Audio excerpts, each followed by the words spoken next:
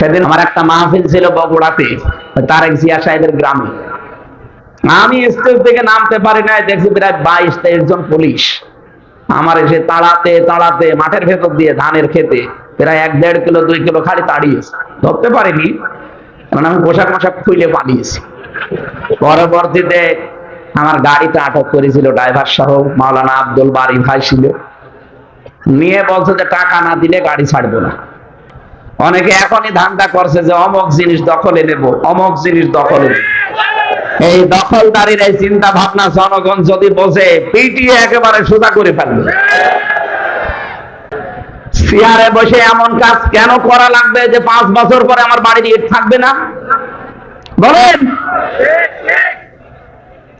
আগামীতে যারা বসবেন চিন্তা ভাবনা করে বসবেন।